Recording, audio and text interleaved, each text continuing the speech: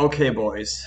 Hi, this is General Ente, and I just watched a YouTube video where some guy explained how to build, in his opinion, the best comp for several armies, whether it is in attacking or for defending a city in Rome Total War II.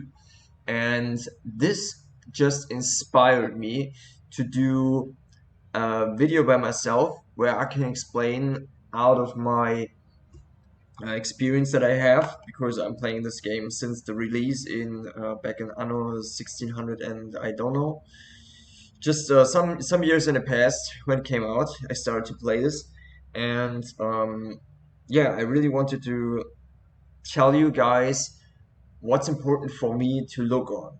And as I started to just improvise and just tell you in a video I made before on what I would look on, I realized that the things that are quite usual for me, that are, yeah, kind of normal, are definitely not normal to you. So I just thought about it and I really wrote down a little list where I had different questions and checkpoints where I noticed, wow, okay, out of this experience, there's really several steps I go through before I set up my army because this is totally necessary. Back in time, I really thought there's like the perfect build or something. I analyzed my troops like it is in here. I saw, okay, I have Rome here, and what's the super best units I can find, and which ones got the best stats in here and there. And there's super good units in here. Everybody who played Rome 2 and has some experiences in this game knows that Rome is definitely one, if not the best faction in the game, because it's just, look at this. There's so many different units, which is really important. You have to have some variation, otherwise people know exactly what you're gonna bring. And if you have some place to play with what you're going to build, the enemy cannot expect too um, close to what it's gonna be in reality. Then it's really gonna be. So here's a lot of variation and a lot of killing power as well, which makes Rome just fantastic. Okay, this is why people always complain about Rome, because yeah, here legionaries, they have so much attack and high moral and high armor and stuff and good melee defense and so on and so on and so on. Yeah, but the thing is, the cold truth, you cannot build this one perfect army. Why? Because the needs always change. The needs of your army being the better army always changes on what faction does your opponent choose? What city do you fight? Does it have stone walls or is it just a barbarian city with wooden walls and so on? So it permanently changes. That's why you cannot use the same build every time. Maybe you run pretty good with one. It's quite solid, that's okay, but as the battlefield changes, you all know that if it's rainy, then maybe I can't use any fire arrows or something, okay? So, yeah, quite as an easy example. You have to fit your army on the needs on the battlefield. That's the golden key to success in here. Okay, so let me just get through this as quick as possible because I personally always try to tell you every trick in the book. But for this one, because I cannot edit anything, I have not the tools for that. I just want to talk to you out of experience, pretty much like a podcast, on which steps I follow to create an army that is, based on my experience, really, really good to go this way. So, what I wrote down is like 6 questions that you should ask yourself step by step when you are building your army, which is like the topic top question, maybe followed by other questions, which is like, let's say, question one, for example, would be, what city do I attack?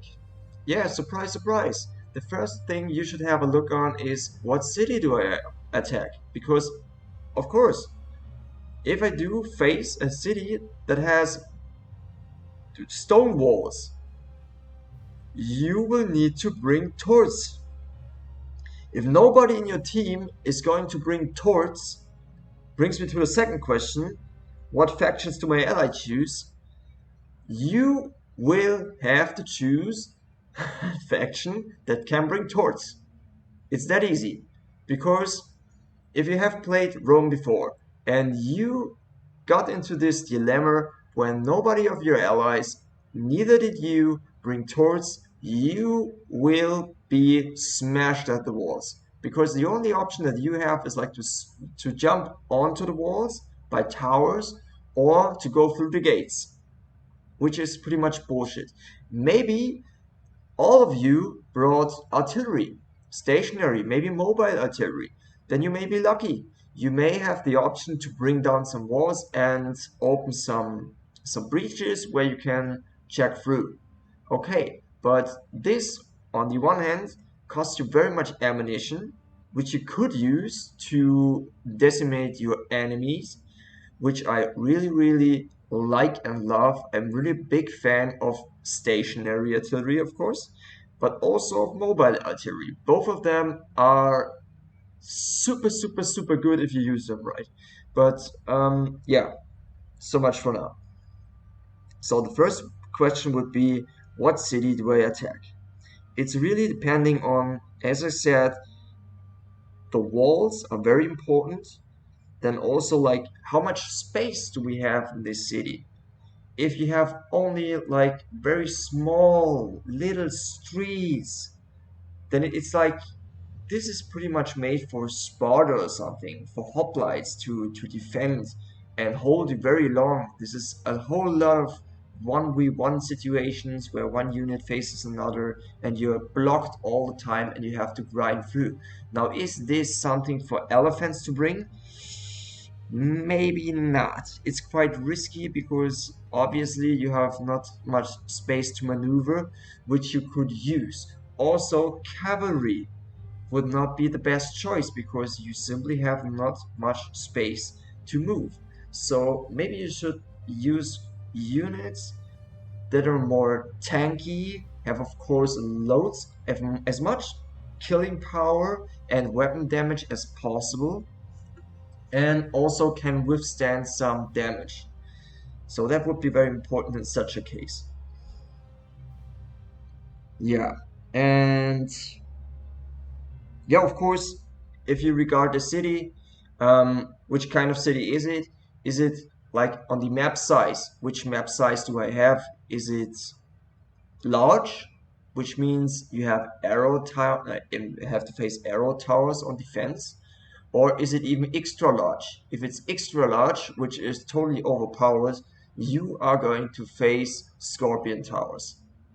In this case, you might wanna conquer those towers as fast as possible and lose as less money as possible.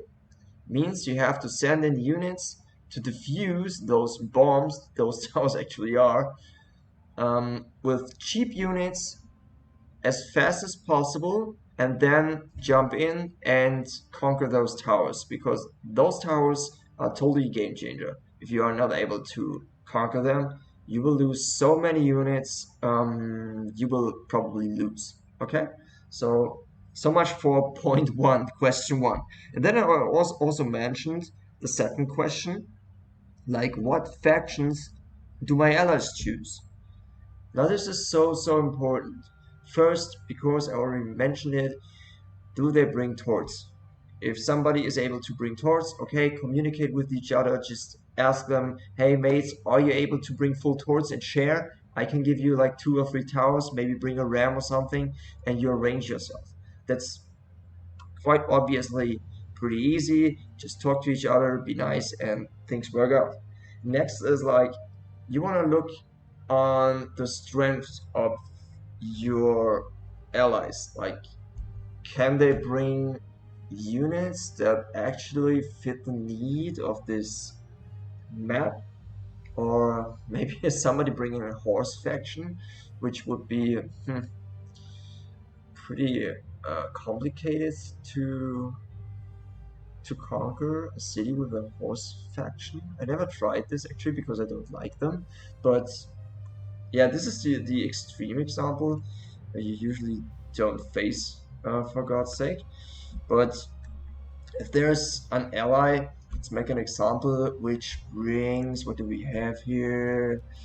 Let's take RDI. RDI is a Greek faction, Greek barbarian faction, which is capable of bringing loads of hoplites and cheap, not very good melee sword infantry. So you would know the killing power is very limited, but on the other hand, they have pretty much armor, so like 115 in this case and 65 health. They can pretty much withstand a lot of fire, which you could use to your advantage if your team has a game plan or something, okay? So just, if you can, talk to each other, make a plan, don't make it too complicated. Really, always the key. Don't make it too complicated.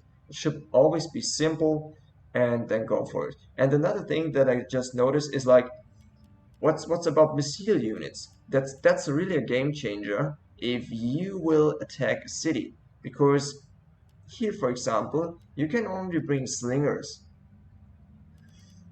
This means that at the first stage of attacking, for example, if you attack a city like Carthage with stone walls, you will have a big disadvantage the defenders should understand to use. So you should have a plan to jump over this problem that you're not able to use archers and shoot over the walls. So there's so much for point 2. Now, did I forget something? Towards archers, like, yeah, of course, can your allies bring pikes, or what kind of infantry can they bring? Just arrange yourself. I guess this point was just clear. Now, the third question you would like to ask yourself is, what factions choose my opponents?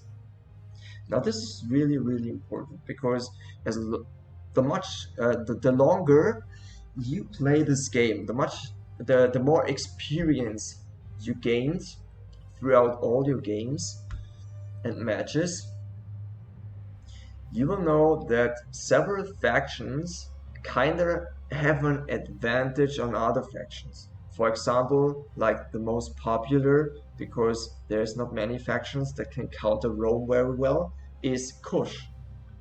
So if you go with Rome and your enemy is going to bring Kush, you might have a little bit of disadvantage, because yeah, Kush units like the normal Kush infantry has high melee defense and also decent melee attack, but especially high weapon damage for such a unit. And this combination is like pretty much poison to the Roman legionaries. Okay? So in this case, you might want to just think about, what could possibly help me out here? What is like poison to Kush that I could use? And maybe it's elephants, for example. This also depends on the funds you play, but maybe it's elephants. Maybe it's a unit that has not that much armor, but more melee defense or whatever. Be creative, find your solution, find a game plan, and be also um, dare to do something new, try things out.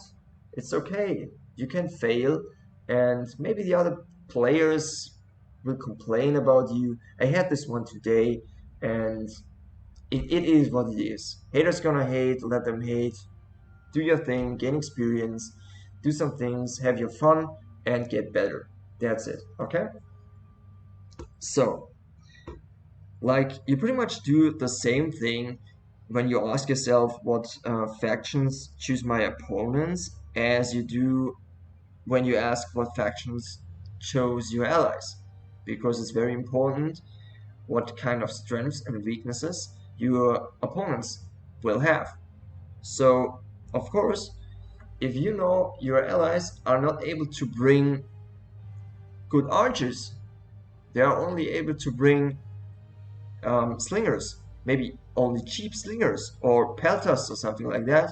Maybe you can use this for your advantage, because then if you have Cretan archers, for example, you have a huge advantage if they only bring slingers. And I had such a case today, and in the end, my opponents had to fall back all the time because they couldn't hold their positions, because anytime they tried it, those slingers had to get some kind of angle, which my archers didn't need. They could simply shoot over corners, over houses, etc., and just eat their slingers if they weren't paying attention.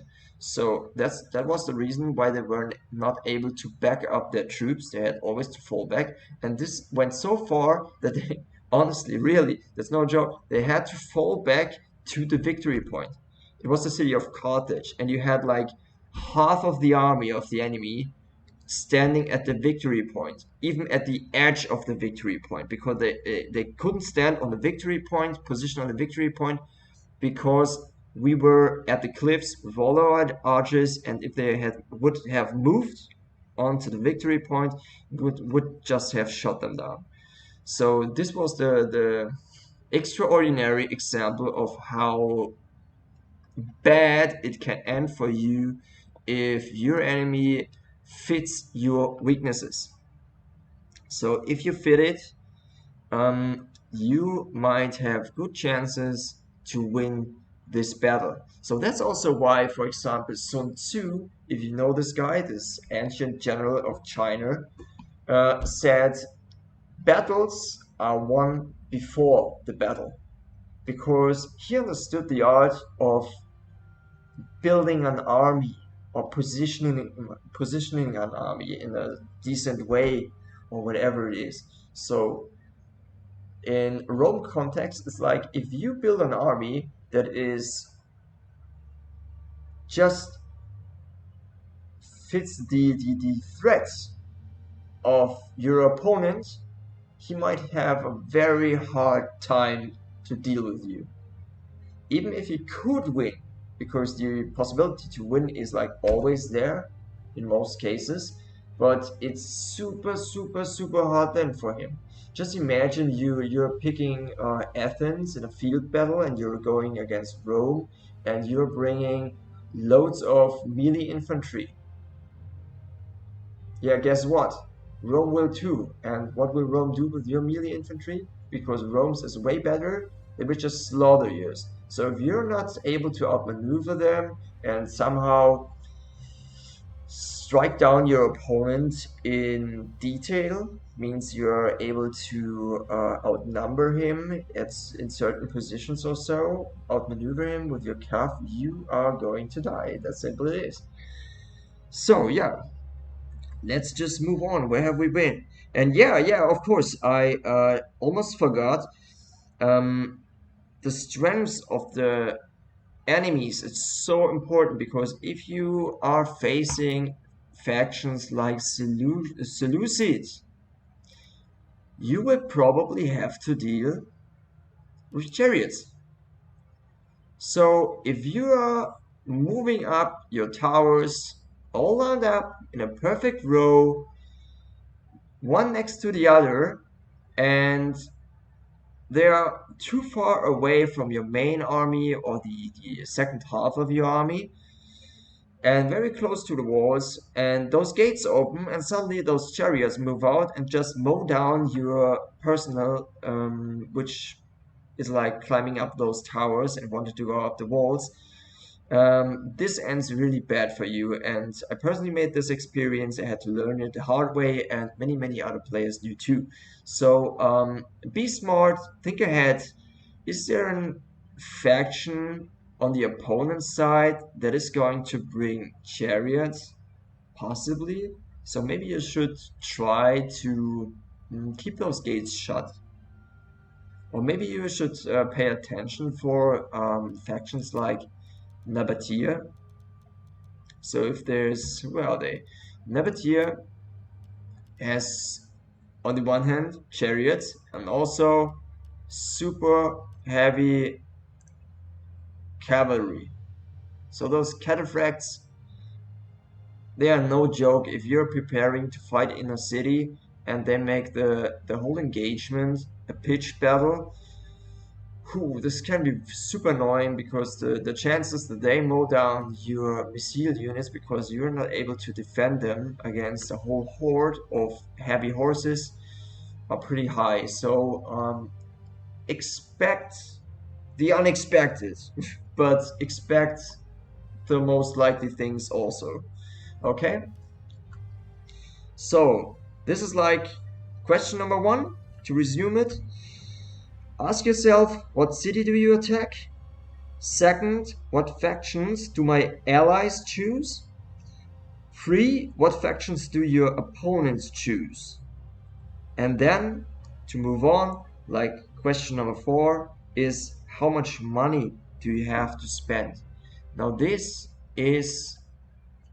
changes everything, because if you think about, let's say with Nabatea, as you see Nabatea here, if they have only 10,500 denaries to spend, the chances that they go with like loads of cataphracts is pretty low.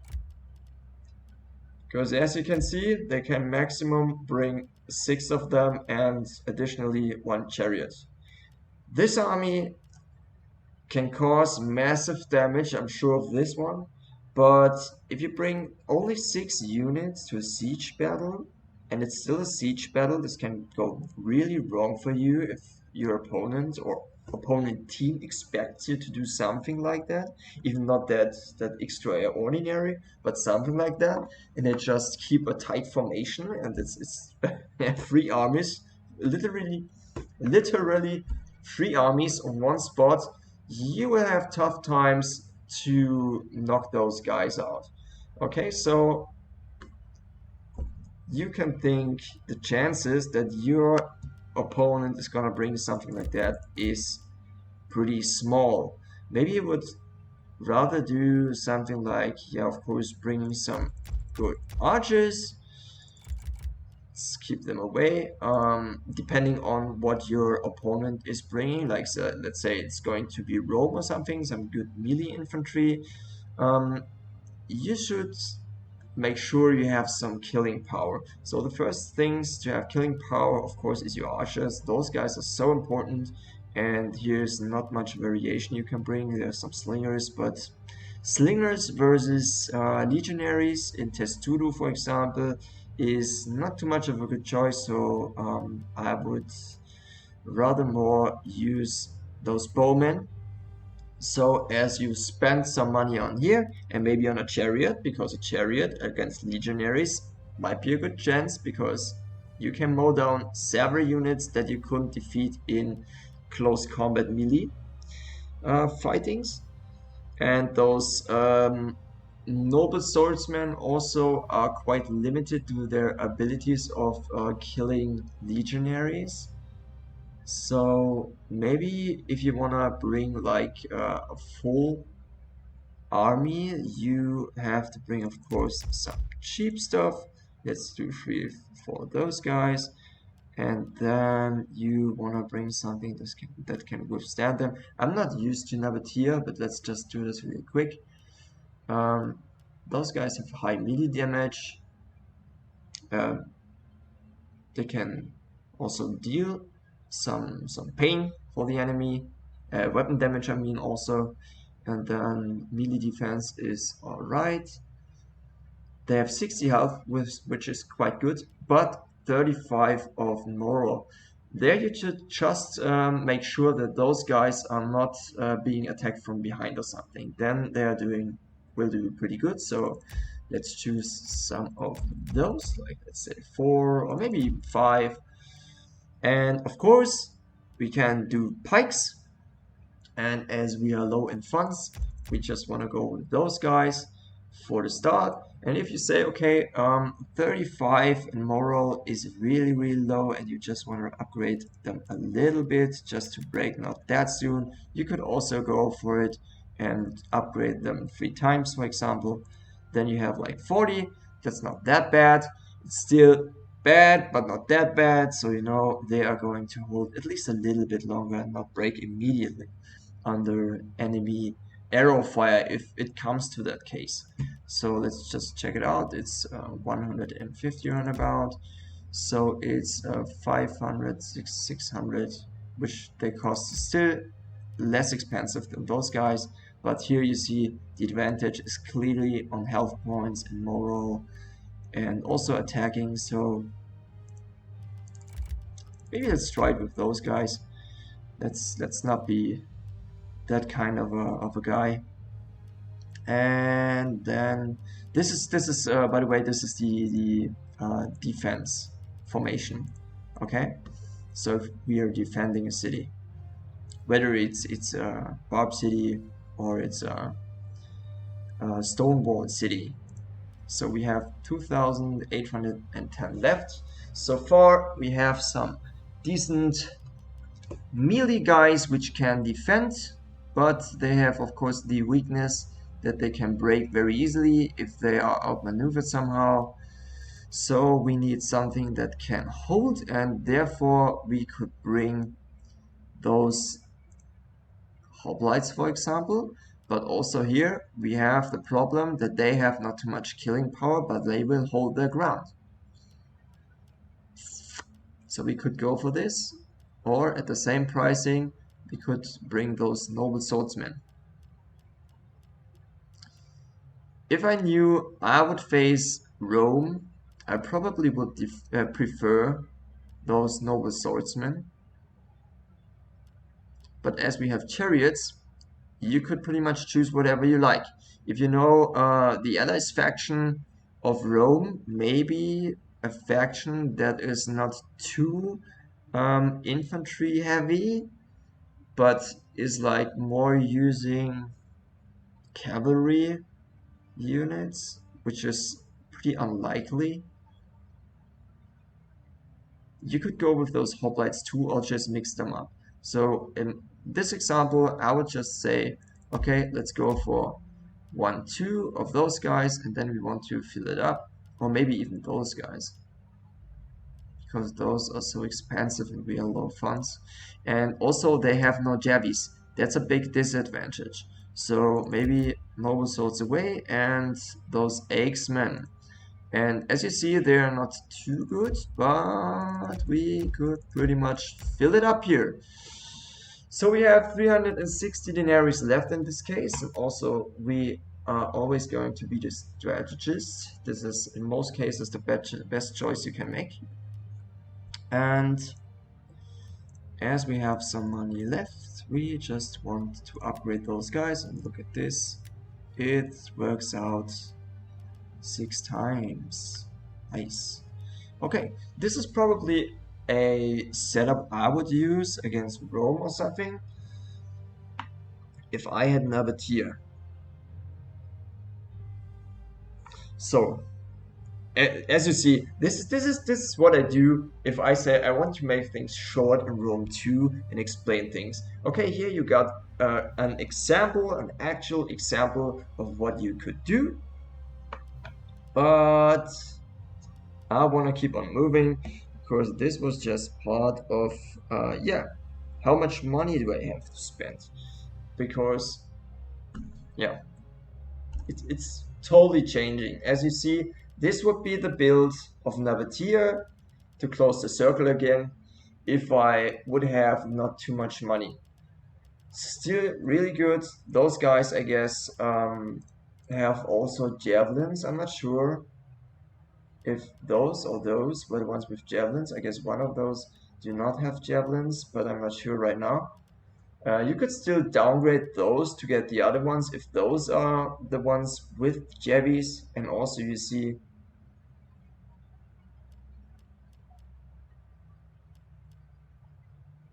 yeah, the health and the moral is just a big difference, but it's just a matter of strengths and weaknesses. Just combine them, let them fight together, and you're going to be quite good. And yeah, that's just an example. Because if you, as you would have more funds, like 16,000 denarii or something, your enemy might be highly likely to bring those cataphracts. So yeah, maybe you could also bring those. Yeah, I didn't bring cavalry. This is always such a thing because I love to attack the enemy on the outside of the walls. And in this case, we are not able to do so because we spent too much money on those guys.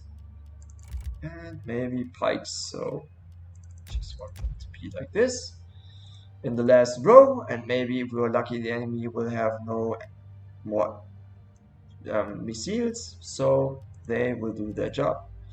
And we gained 1980 denarii, so we're really quick, and we could go, for example, with very cheap units, which is what I normally prefer, something cheap and quick,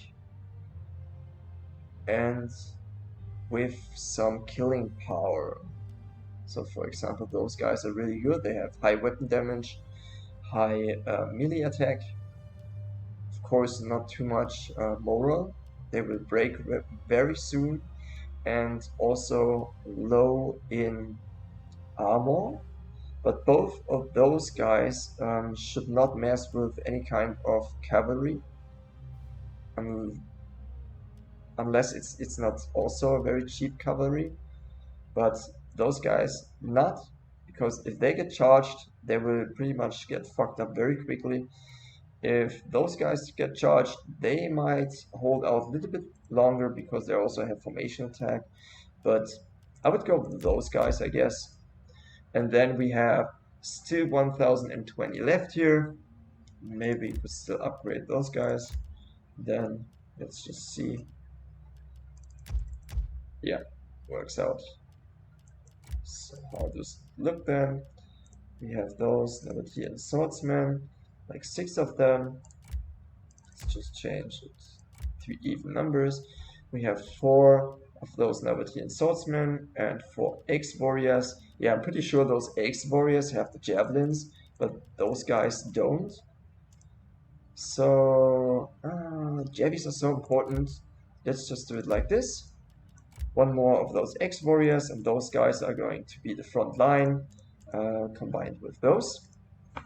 And as you see, we have 300 left, and maybe we don't need those desert herbans, bands, you say it like that, I'm not sure, this is German right here. Let's put those away. We have 490 left, and you see there's going to be another one. So this would be pretty much the compilation I would do in low funds battle. I would choose right now. I guess it's pretty decent, very solid. And of course, you should not forget, bring your artillery. I'm always using this one. I'm totally used to it. Some bring also this. I'm actually not sure if there's any difference between those guys, but don't bring the Scorpion. It really just sucks in comparison to those two. They can really do some big damage, but this Isan Ballista is really the best one. I'm totally used to it, and I think it's a great one. So far, Nabatea is set. You can sally out, you can protect the victory point or the last stand with your pikes, and they even will hold sometimes because they have 70 armor, 55 health, 50 moral. That's very, very good for a last stand. And then you have those melee infantry, which is really able to deal with low funds, other infantry, whether it's Rome or anything else. They can pretty much hold them off. some time, especially with the assistance of those archers, which are, as you see, really, really good.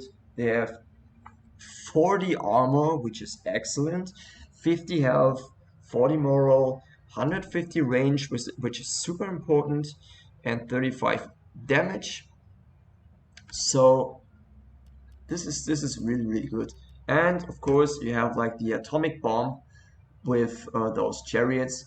If you use those in the right moment, you are really able to do some big, big damage. But as it's your general, you should be really careful when to use them because, of course, you don't want to lose your general very early.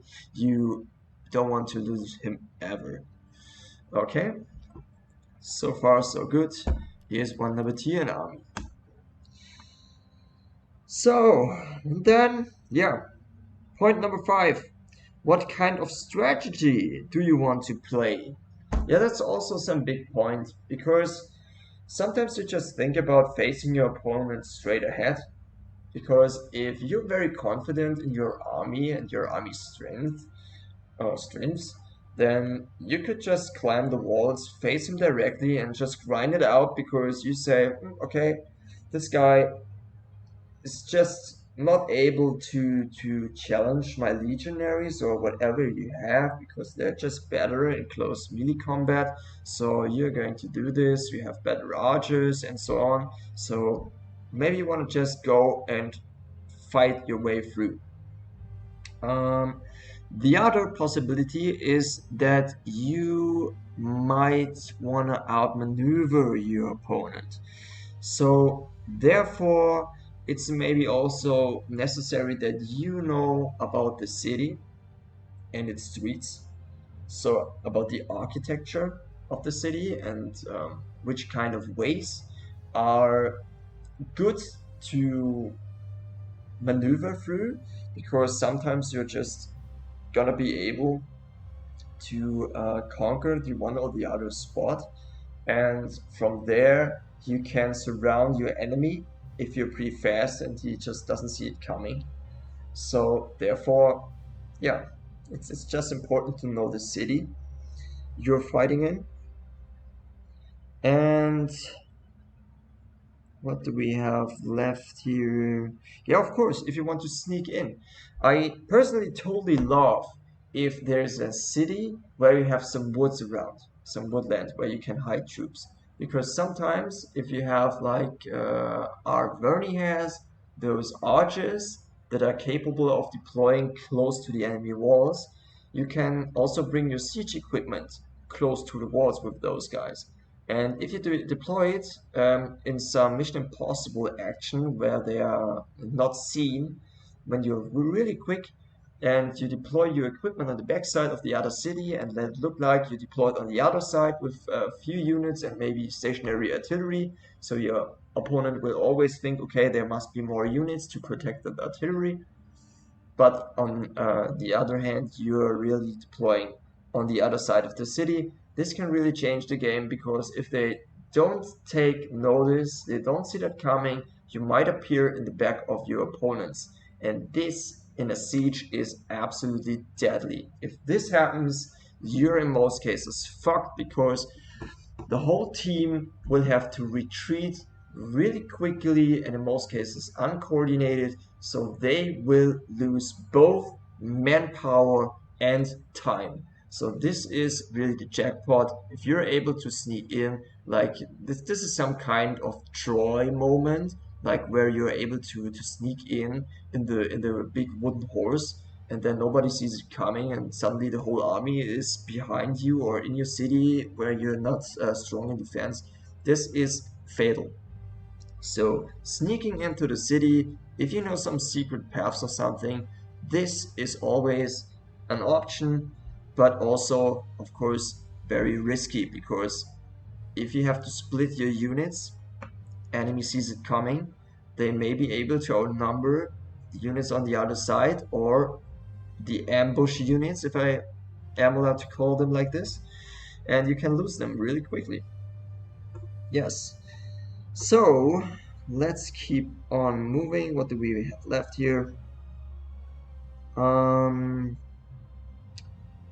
What kind of strategy do you want to? Yeah, of course. Also, it's important on how to choose your army when you decide to be more like an assist army. This is something I don't like to do, but in some cases, with some factions, like if you take Macedonia or something, you just don't have that killing power as other factions.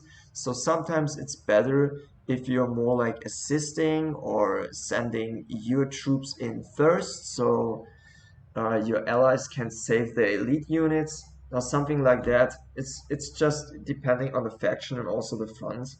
So yeah, that's like some thoughts you should have before you go to the actual building of your army in like the last step. So to sum it up, we had the first question: what city do I attack? Second, what faction do my allies have? Third, what faction choose my opponents? Four, how much money do I have to spend? Five, what kind of strategy do I want to play? And six, finally, what army fits my needs? Now, this is the question you only can answer when you've thought through all those questions I mentioned before. So, as you're a player like me that is very experienced, this is something I just know. I don't have to think about it too much. It just goes pretty fast. But if you have to get used to it, you should really go by those steps. That's why I struggled at the beginning of this video, because I thought you could not just talk about it like you knew everything, because other people just don't see it the way I see it. So I have to tell it to you step by step, even if I'm like talking pretty much and sometimes lose trace. But I guess if you're interested in this might be pretty helpful for you. And I also like doing this, so I guess we're good, right? We're good. I guess we're good. So to have a look now on what army fits your needs. You have seen my build of Nabatea here real quick, even if I'm not used to them. This is what I would do, and this is something I really recommend, is to bring at least 2 or 3 calf. In this case, it's 2.5 if you want to, not 3, because those chariots are also in here included.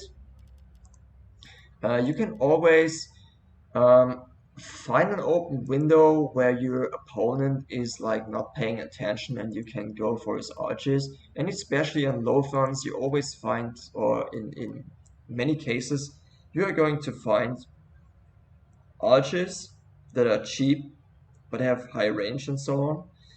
Those guys feel the contact with any calf, they're going to die so quickly that your investment here is going to totally pay off. So always bring some calf if you can to, if you can. So also some question you should ask yourself when it comes to the needs of your army is like, do I bring high quality troops or should I be more balanced? So what I really do recommend is to bring numbers, because especially in a siege battle it is so important to bring numbers, because if you think about the perspective of the attacker and you are bringing like something like this, let's just delete this real quick, the general, and then you have Rome and you're like, yeah, let's go for armored legionaries, which is an excellent unit, and you are bringing 13 of those. It actually matches 13 units. Now that's quite much. If you would be a little bit more smart, you would go with veteran legionaries, because then I guess, yep, you get one more unit out of it, and also you can afford one of those vigilus, which can be used as a meat shield. Yeah, it is what it is, or to conquer some spots where I don't want to go, or conquer a gate somewhere. where you don't want to lose your veteran legionaries, send those guys first. As simple as that. But the problem with such an army always is that you are going to be outnumbered so quickly. So just imagine a situation where you attack like this and you are facing something like this. At first you might think, yeah, my legionaries will have no problem with those guys at all. They will just eat them up. Yeah, that would be true in a field battle, but not in a siege battle.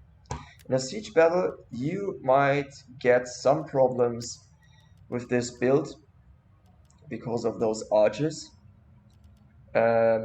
small streets or choke points, and then especially with those chariots, if I see an opportunity and I can go through in one moment with those chariots throughout those 60 minutes of a match, you will lose 1, 2, 3, 4, maybe 5 units, or maybe even the half of those units,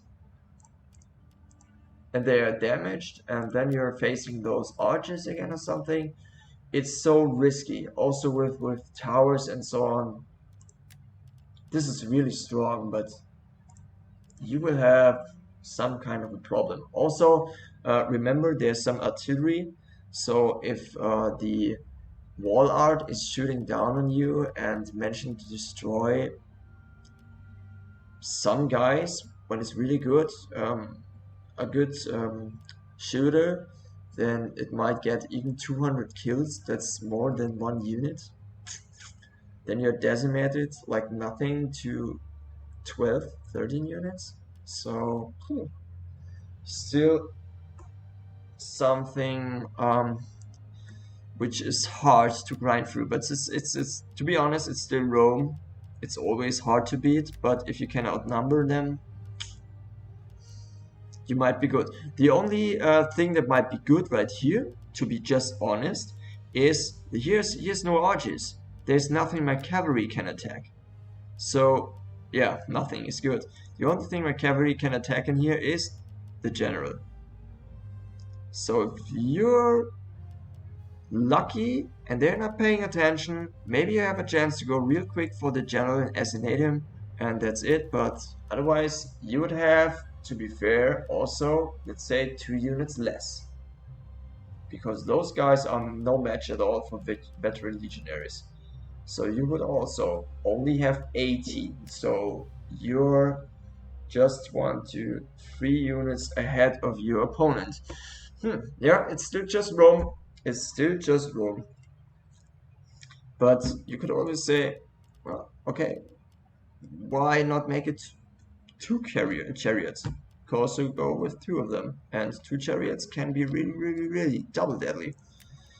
So just be creative, but I would go with this one for the start, because as they lose all the ammo, for example, on those guys, in the end, they're standing in front of pikes and they just will not get through, no matter how many they are. How strong they are, they will not get through those pikes if they have no jabbies left. Okay? So,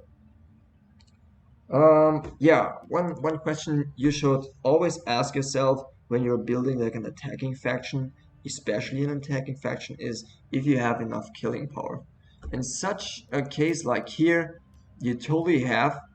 This is super much killing power for low funds battle, but also we have no arches. So imagine you're running in with your guys like this, and the enemy knows, yeah, you Rome, they're always focused on Rome, and then you have the archers of 2 or 3 different armies focusing down on your veteran legionaries, while they're fighting cheap units like this shit. Yeah, you're going to lose them for nothing. And you can't do anything about it because you have no archers to counter the enemy archers. And in the end, if you maybe you even grind it through those guys, what will you be facing? The elite units of the other guys, maybe the chariot, it's just so risky to go with something like that. You could try it. It's I guess it's really fun, but this much power is it comes at a cost. Let's say it like this. Even from the point of experience, to be honest, this is super strong, but the setup is just combined with so much risk, because if you see this all in one whole block, okay, yeah, it's super strong, but you will have to engage on several points. You will have to go in here and there, split up here and there. Maybe 1 to 3 units are not going to get into the city that quick, so they have to wait outside the walls. So it's just 4 guys left. Then the enemy is going to send 1, 2, 3, 4 cav, maybe covered with or 1 chariot with a little bit of cav, 2 or 3 units of cavalry, and maybe 2 or 3 um, levy spearmen or something. And there you go, you're going to lose 4 veteran legionaries that quick if you are on bad luck. That's just how it goes. So if you would have like some slingers or so backing them up, a little bit of cavalry, so that you can just save your back. Sometimes you might really be better off. And especially, don't underestimate the worth of Vigilis or something like that, because you can always send them ahead. You can send them ahead in a charge, so the enemy spear volley javelins always goes into Vigilis and not into your veteran legionaries. This is worth so much, believe me. And sometimes it's just about maneuvering around a unit that is fighting, and you have only Vigilis left, and they can go for the archers or whatever. It's just a big recommendation to go with those Vigilis. So for example, you could delete those guys, just to choose 3 of them. Then you go with a study, maybe even bring 4 of them, because you can send them in first. This is also something very important, because you don't want to send in your elite troops first, because they will eat all the javelins inside the room. And then you have some money left, go with archers, and there you go. Wow, this would be an army compilation I would use in many cases, at least. Let's do it like also here with 1 artillery, because I just love it. If you know how to use it, it's just brilliant. And then you also gained a little bit of money, so you can say 2 Vigilis is enough. 1 more of those Hastati. Then I only have okay, this case is like, what, how do I protect my archers and my artillery? With like the general? Do you want my general to engage in any cavalry charges or so? Not really. So maybe you should think about bringing some cavalry too. Maybe like just 1 of those. And there you go. By the way, cavalry at the end of the game, if you have some space in a city that is bigger than this one, it can be pretty useful, because it can go very fast around something and hit you in the back. Go for archers or whatever. So what do we have here now? 580. Is there something that it's useful? Of course, we could get some slingers. So there you go. This would pretty much be one very effective build I would like to use when I would go by rope, because it's just very flexible. You can do loads of things. You can send in those Hastati or Vigilis first, and then send in your veteran legionaries, or maybe both at the same time, but you just let down those rams from the towers first, from those Hastati, though, so they eat the javelins first, or maybe idly those Vigiles. and then send in your veteran legionaries. And also cover them by the archers, maybe from a good angle, so you can shoot in the side or even in the back of your opponent. This is so important, really. Archers, missile units are game changers at a siege. So always try to attack somewhere where you can get a real good angle and fight the enemy in the back. And if you know enemy is going to position at some big place, because this is some kind of a turning point for the whole streets, like a big connection point, you know what I mean? Then you could face your or focus your artillery on that point. So you can get really, really good kills there, especially if you know that your opponent is going to have worthy targets. So if there's going to be some very good melee infantry or something like that, feel free to hit them with your artillery.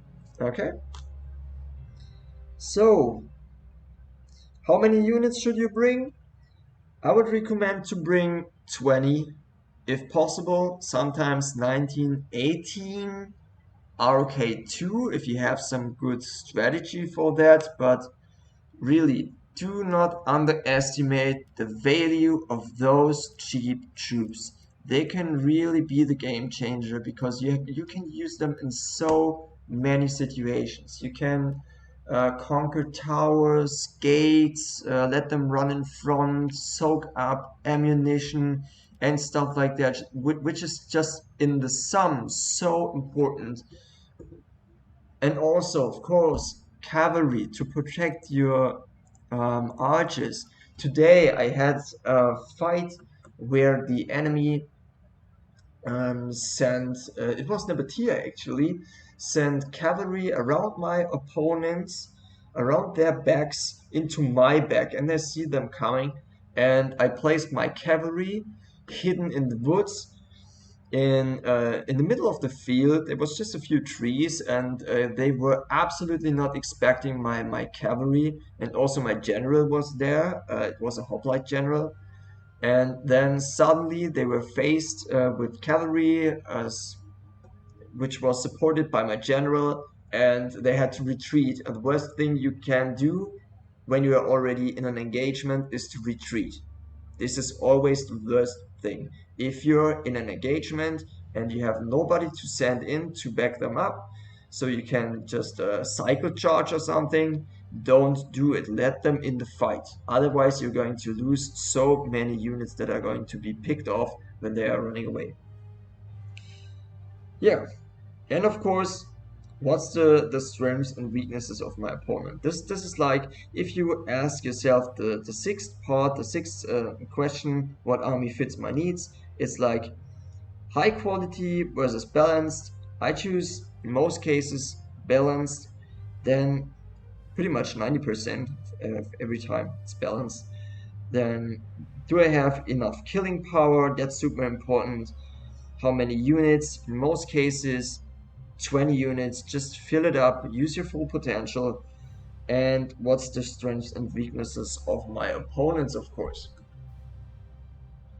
Yeah, that's pretty much it. I would say I talked a lot. I gave you tons of information right now. I hope it was quite entertaining and interesting for you, mainly. I know I talked super much about this, and I hope you also are good with my language barriers I have. I hope it's just understandable what I'm talking here. But yeah, I just want to give you an impression of how I do things when I'm going to prepare a siege, just like that, just from the from my heart spoken. There you go. Now you know how it's done in a way a very experienced player is going to handle a siege battle.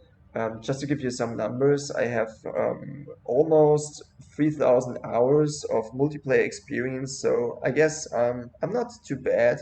I'm also not the best player, um, but That's no problem for me. I just play this for fun, not for being the best. But I also like to win, and I do in most cases, to be honest, even if it's in a siege. So yeah, it's I'm fine with that, and I hope you are too. So let's come to an end. I say thank you for watching this. If anybody does watch it, because I knew my channel is super new, but if it ever comes to the point that people watch this and it's helpful for you, I'm very glad that you like the content. And yeah, maybe you can even subscribe or leave a like or maybe a comment. I would be very happy about your opinion and how you do things. Maybe you have some questions that I could answer. And if that's the case, feel free to ask me. And yeah, let's end this now. Ladies and gentlemen, have a great one and see you around on the battlefield. Peace out.